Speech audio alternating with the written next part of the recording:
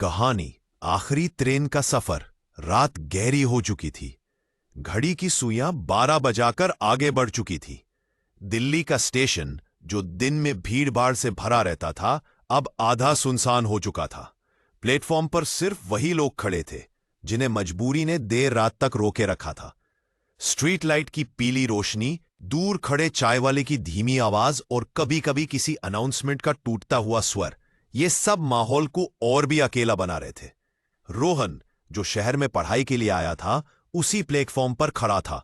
उसका इरादा था कि वह 10 बजे की ट्रेन पकड़कर घर लौटेगा, लेकिन लाइब्रेरी में तैयारी करते करते समय निकल गया। अब उसके पास सिर्फ एक ही विकल्प था, आखिरी ट्रेन। जैसे ही ट्रेन आई, लोहे के पहियों की चरमराहट के साथ एक हल्की सी धकड़ के बाद रुक गई। कुछ यात्री जल्दी जल्दी चढ़े तो कुछ थके कदमों से उतरे। रोहन भी डिब्बे में जा बैठा। भीड़ न के बराबर थी, सीटें लगभग खाली थी। उसी कोने में बैठी थी एक बुजुर्ग मां, सफेद बाल, थका चेहरा, पर आंखों में एक अजीब सी चमक। उनकी गोद में एक छोटी बच्ची गहरी नींद में थी। बच्ची का चेहरा मासूम था, लेकिन कपड़ों से साफ लग रहा था कि हालात अच्छे नहीं है। रोहन कुछ देर चुपचाप बैठा रहा, फिर हिम्मत करके पूछ बैठा, माँ जी, इतनी देर रात कहाँ सफर पर निकल पड़ी? बुजुर्ग ने हल्की मुस्कान दी, मगर आंखें भीग उठी। बेटा, ये मेरी पोती है। इसके माँ बाप अब इस दुनिया में नहीं रहे। दामाद तो पहले ही गुजर गया था, और मेरी बेटी भी। अब ये मेरी जिम्मेदारी है। मैं इसे अपने गांव ले जा रही हूं। सोच रही हूं, खेत में मजदूरी करके चाहे जैसे भी हो इसे पालूंगी, पढ़ाई जरूर कराऊंगी। यही मेरी आखिरी उम्मीद है। रोहन के दिल पर यह बात गहरे उतर गई।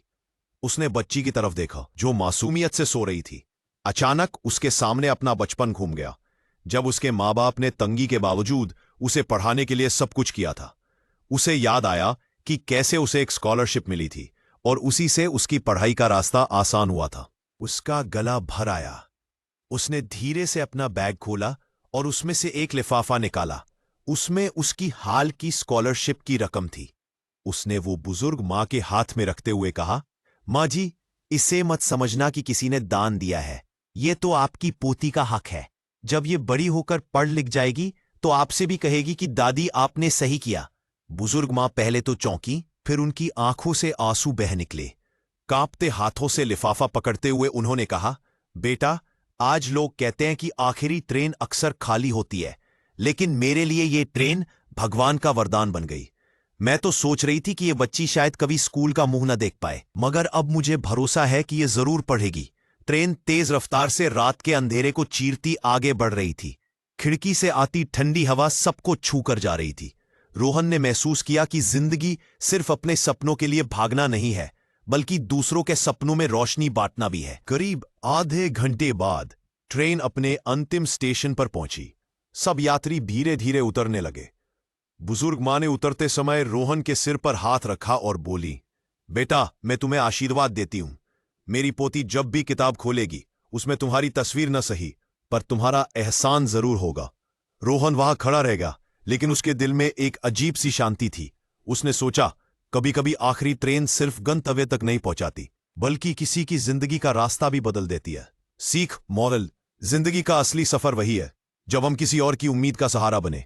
छोटी सी मदद भी किसी का भविष्य बदल सकती है। अगर आपको यह कहानी अच्छी लगी हो तो इसे लाइक, कमेंट, शेयर जरूर करें, और हमारे चैनल MK वंडरनेस्ट गैलेक्सी को सब्सक्राइब करना ना भूलें।